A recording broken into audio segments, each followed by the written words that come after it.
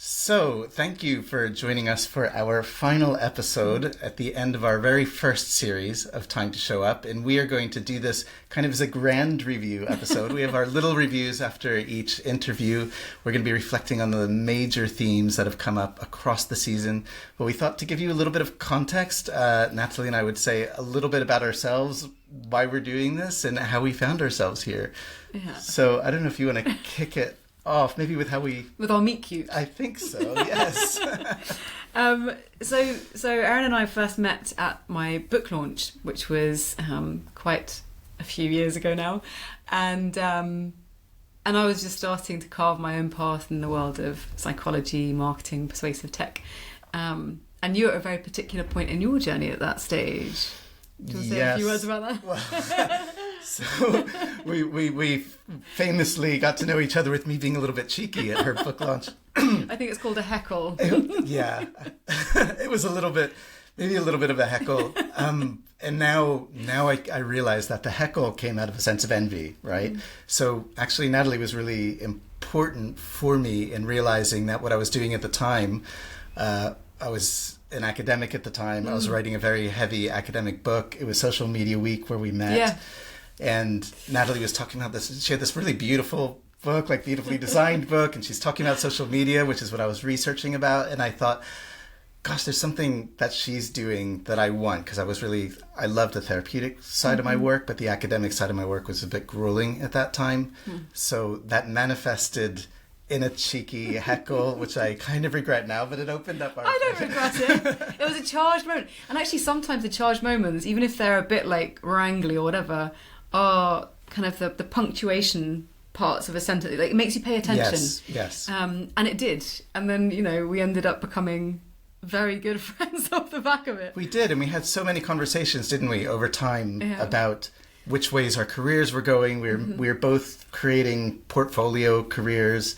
You're doing public speaking. You did another book. I was coming out of the university, setting out on my own. And we supported each other and just really found a common love for psychology, but also psychology outside the strictly clinical sense. Like, how can we use psychology to understand the internet or social media or the world of work? Yeah. Yeah, and I think also kind of zooming forward a few years, in the last 7 years, as most of you will probably know this, I ended up accidentally moving to Barcelona after what was meant to be a brief 3-month sabbatical, and I just never properly came back, really. And during that time, I think it's one of these things where when big life changes happen, sometimes forced upon you, other times, you make choices and then you kind of take the leap perhaps with greater intention or conscious awareness.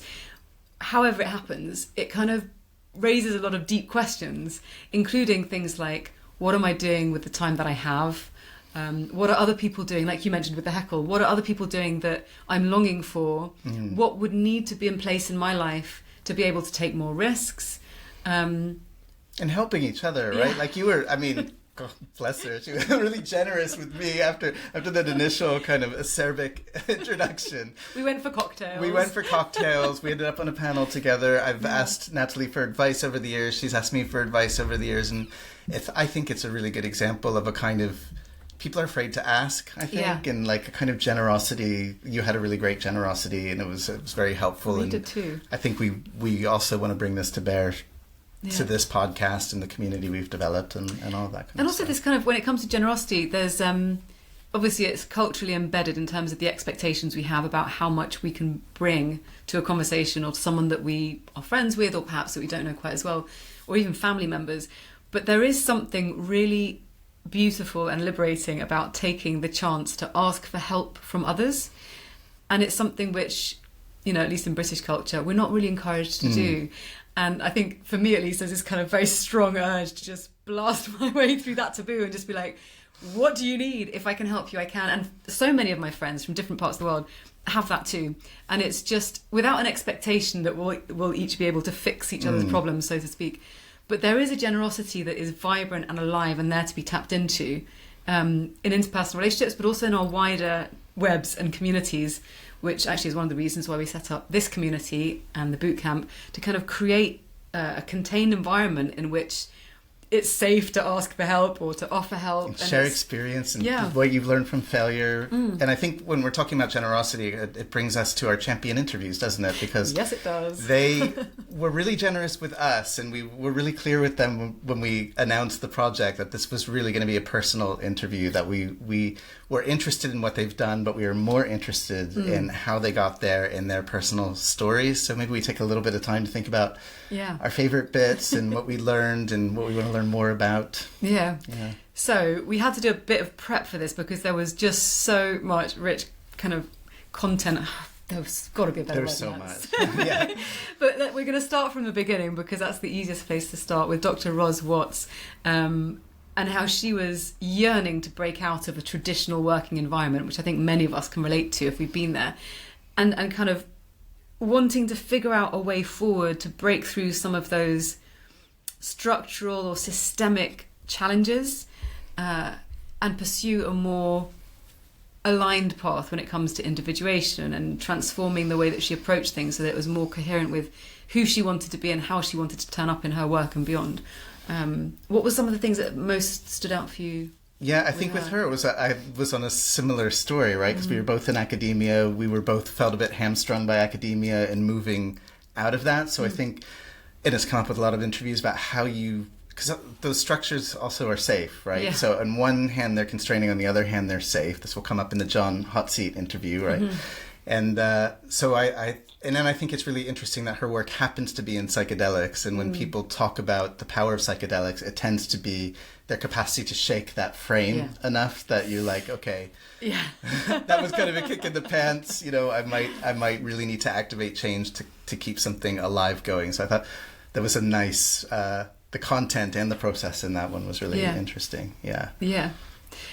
So, Ros, I mean, there's so much more to discover. Listen to the interview if you haven't. Then we had S.J. Watson, totally different industry, creative, but had worked as an audiologist, wasn't it? That's right, yeah. So, working in, again, a structured environment in the NHS, and then decided that it was time to follow this deep longing, heart's desire to kind of pursue this creative path. There were so many interesting conversations there about what success meant, what drives success, this kind of, internal, not negative voice was part of it, but also this desire to express creativity. And I think a big one for that is about doing the work. That's what came up for me, right? Like the book ain't going to write itself kind of a thing. It's part of why we have not just for writing, but the mindful deep work sessions that we run in the community. The people that are coming to that are just really finding that when you just set aside with intention 2 hours to work with support of others, this is like not much more to it than that kind of commitment to yourself. That was a big takeaway from Steve Watson, right? Like you have the desire, you have the dream, and then the sweat really needs to come in, and you need to make the time because the structures will make the time for you if you don't make the time within those structures to meet your passion. And it sounds like the simplest thing in the world, and yet, at least in my life, it's hard. Like even just to say I'm going to carve out an hour a week, I don't know. That's why I think it's helpful to have that accountability and that rhythm of structure where you know that at a specific time each week there are other people expecting you to show up. Yes. If you're anything like me, it's like that conscientiousness kicks in and goes, oh, well, I can't drop the ball now because someone else is expecting my presence. And also the honesty. So the way they're structured is people just come and we spend time online. We can set silent time together with an intentional kind of mindful induction. But at the end, people share really transparently about what that was like. So sometimes people will be like, 2 hours went by super fast, right? Other times it's like, that was grueling. It was like 5 hours. I just couldn't get myself in there. So it's just nice to be with people who are experiencing the same intention to do the work, but also that it's not always super easy. Yeah, but at least you're doing it alongside one another. Yes. And then we had Alison Coward, which was a really wonderful interview. Many of the topics we covered explored how to overcome challenges and curveballs that we perhaps didn't expect, that can be really difficult when physical illness knocks at our door, when perfectionism is something that can somehow have a stranglehold on the ways that we want to do our work or show up in our lives. And taking the time, like being patient and compassionate with yourself, like having to really understand what it means to live in a way that is going to support your well-being and not just kind of pushing yourself through because if you're not able to, you have to find a route around. Yes, and how common it is that something hits us sideways, like a physical illness or having to take time off for stress or whatever it is, and that, yes, you can go into that and you can pull something out, but if you can become aware of it before that kind of stuff happens, that's really great. And also that dual edge of perfectionism, right? That you can be mean to yourself or you can be kind to yourself. You don't have to be mean to yourself to motivate yourself, and it can be hard for us to find our way there. I think, skipping ahead, I know, but Oliver Burkeman said something about a blog post, how to get stuff done while being nice to yourself or something. It's in the show notes, but I like that idea. You can still get stuff being done in a compassionate way. Yeah. So then we had Lisa Marchiano. Now, we're both massive fans of This Jungian Life, so this is a real treat for both of us. What did you most take away from our conversation with Lisa? What really touched me is, I call that like our slow burn episode. There were all of these clues along Lisa's life, from being a student to when she kind of found her voice through a number of synchronicities and stuff, and how if you listen in, you can hear this thing, and maybe you activate it super early, like Brian Solis did, or maybe it just takes a while and it expresses itself differently, which is how Lisa did it. So for me, it's just that listening in, you have different skills. If you're listening later in life, you have a whole different set of skills in which you can activate that, and she's done it so beautifully, finding her voice through her books and through This Jungian Life, which we're both in love with. And she wears great glasses too. She does. She's got a lovely voice. Yes. We're fanning out here. Yes. So then we had, speaking of great voices, Hamid Sinno, which was one of my favourite interviews about creativity and how to be with and relate to some of the really challenging emotions that come up for us in life. So whether that's a sense of overwhelm or a bleakness that we can encounter, or just this raw sensitivity to life, to what's going on in the world, for the beauty of it and its sorrows.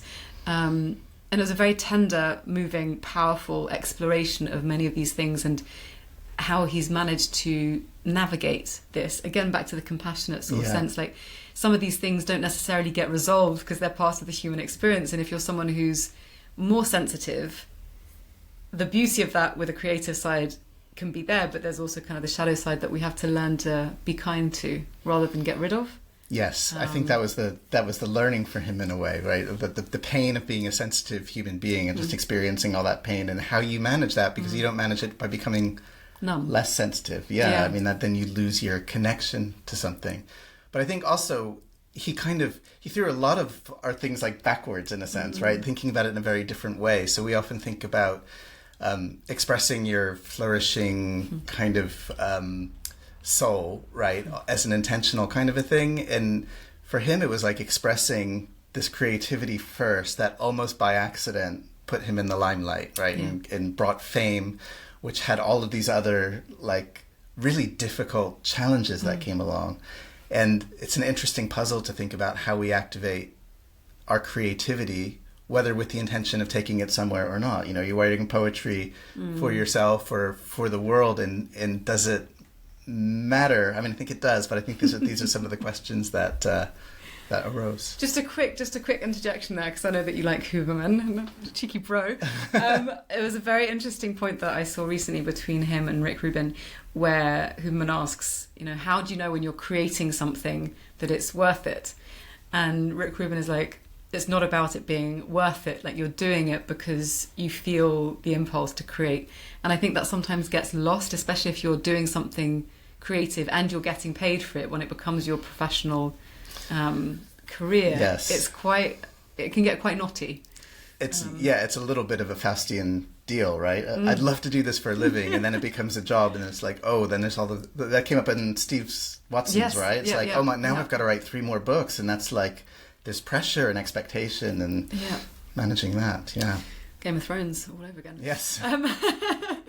So then we also spoke with Brian Solis, which was a very popular episode, and talking about reinvention, and thinking back to Lisa as well. Like, there's sometimes this myth that we have to get everything right from the beginning when you're young. Like, who wrote that story that we have to adhere to it?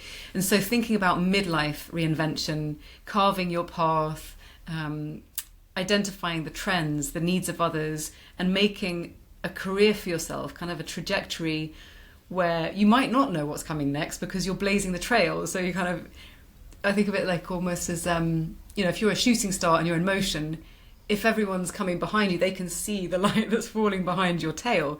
If you're at the front, Yes. you just see the darkness. Not in a kind of loaded way, but in the sense of you might not see what the next step is. And that's part of that stepping into the fertile void of not knowing what's ahead of you and having the courage somehow to move in that direction without the knowledge of where you'll end up. And his concept of drive, too, I found fascinating. That he was just so driven, right? That almost like he didn't even know where it was coming from. Yeah. It was just this had to thing. And we often talk about finding drive or what is that thing. And with him, it was really there. And then the question kind of came later on when it sort of changed, right? It's like, okay, well, now I'm later in life. I've got my kids. I'm kind of moving in a different direction. If people know me for the tail in my comet, Yes, right? yeah. Oh, that's nice. What are they going to know me for now? Yeah. That was really interesting. And then we finished with Oliver Burkeman. Do you want to say a few words about that? Well, yeah, because I'm a big You're a big Ollie Ollie fanboy. Yeah, well, I mean, that was another, I'm going to sound like this envious bastard, but like another one of those ones that kind of really made me think I want to be him back in the days, when he was writing This Column Will Change Your Life. And I was like, this guy just gets to read all of psychology and write about it in The Guardian. And like, what an amazing job. And it was great to speak to him because there's paradox there too, this idea about, did I go into that because I wanted to heal myself? We teach what we need to learn for ourselves, but then what did he learn? And I think that's what was paradoxical about it. Like, there are all these things you can do, but then you really have to ask philosophical questions about why am I doing it and why do I need to be more productive and what is the end game? So I thought that turned into quite a philosophical exploration conversation. Yeah. And also the other thing is that you can read as many books as you want, listen to as many podcasts until the cows come home. I never understood that expression. Anyway, until the cows or whatever an animal you like come home. But if you don't put any of the principles into practice, you're just reading or listening. Like, if you just pick one thing that is going to be useful and do it, you're likely to see change. So there was also that kind of conversation around like, how much do you need to input before you actually make a step in a different direction or an adjustment in a different direction. If there were a correlation between self-help books read and positive change in people's lives, we'd see massive change, right? They keep selling, we keep struggling with it, which is why we produce this great community that we're talking about, right? We can, support each other to activate these things. And if you hear any of these ideas turn you on, do just check out our website at some stage and learn more about that. But we also did our hot seats too.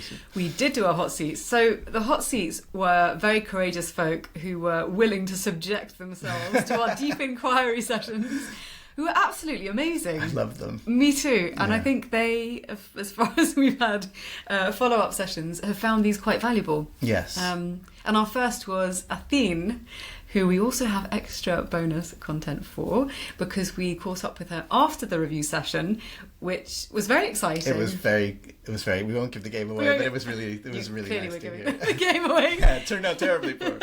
Yeah. No, she did amazing. So, from a place of, again, walking a fairly established route, let's say, in terms of the kind of medical role she was in, the role societally as a mother and a partner, and then inching some space into her life to go and play, to go to the forest, to sign up for a dance class, and to not be snagged into those cycles that we can get so hooked in of perfectionism and having to find the right... Like, there was so much that she was so ready for. She was so eloquent too about her stuckness, right? Like, anybody who's stuck and you haven't heard that one yet, like, there's hope, right? First, like, listen, and there's hope to come.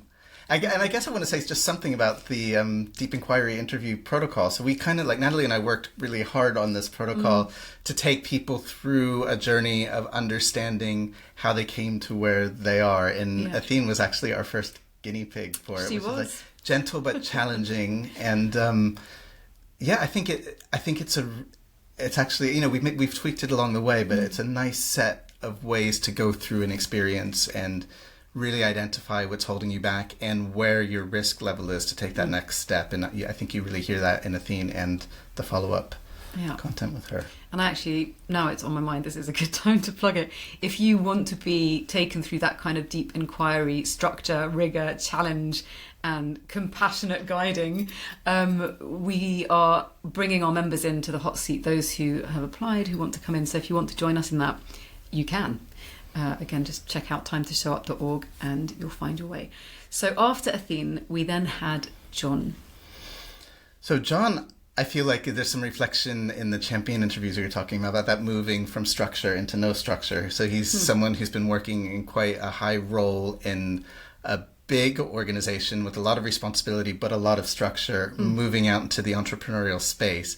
And it's a lot about him getting ready for the kind of risks that are out there that aren't in the structure. So then you have your safety and risk kind of thing spectrum, which I think is very, very clear in that interview. Like I'm almost ready to jump, but I just need to make sure this is right and this is right. And, Yeah, it's like trying to be as prepared as you can. And actually, it's, it's when the mother or father bird would just kick the pigeon out quite unceremoniously. But we don't really have mechanisms like that necessarily in our lives. There's someone just goes, you're ready enough, out you go. Yes. So it's an interesting stage to get to where you feel like you need to keep going with your readiness, but actually you just need to take the next step. Yeah, I mean, I think we talk a lot about fear in a way in all of the episodes. And also Antonio, who's our last hot seat interviewer, who wants to be more actively creative in the creative fields. He's kind of facilitating other people's creativity at the moment. And how does he take those next steps? Because you could see the reticence, you could see he doesn't quite believe in himself enough to feel that he's going to be received well, but he could also hear that was a belief that could be. Yeah, it's really sweet. I thought. It's like that level of awareness, and then there's just so many elements to it, isn't it? Yeah, like self-awareness, impetus, or like something that allows you to just take some steps, realize that get the things help are too. To get the help, ask for it. Yeah, and then see that the world is not going to come crashing down, because I think sometimes that's our fear, right? It's like, this is something that's unknown. I don't know what to do next. The stakes are really high. I'm not 20 anymore. I've built a career in one particular direction. What do? I can't stay where I am, but it feels really risky to go somewhere else. It's kind of all of these different elements, how to navigate these in a way that feels supportive, but also, that you can take that step and not end up absolutely stuck. I feel a little bit proud of the series, like the season. Me too. Yeah, because it feels like I think we both do, but we really believe that it is possible to flourish more in our working lives, right? There are more challenges for some than for others, but even in the space of challenge, how you sit in that space. But I think the reality principle is really evident in these interviews. So what are the challenges in the way? We're not just saying, believe in yourself, get out there, live your best life, and it's going to be great, right? It's like, it's scary, it's risky. People have been generous and open with us about those risks, and we really hope that it's had an effect on you as a listener and given you some inspiration as well. Yeah. So on that note, we know that it's really hard to take learning from ideas and podcasts and books and actually apply them in a way that is actionable to create change in your life. And that is why we're wanting to help you put these ideas into practice. If you're at the point where you are ready to take that next step, and by ready, I just mean a sense of there's a hunger, a longing, you don't know what that next step necessarily is, or maybe you do and you just want some encouragement. If you're at that point where you're like, something has to change, we've got a bootcamp that we are launching called How to Transform Your Career, and it will take you through a structured, supportive, empowering process within the foundations and container of our amazing members community. And you can find out more about all of that at timetoshow-up.org. So thank you for joining us. We hope you enjoyed our first season. We look forward to giving you the second. And in the meantime, check out our website and community. See you soon. Bye.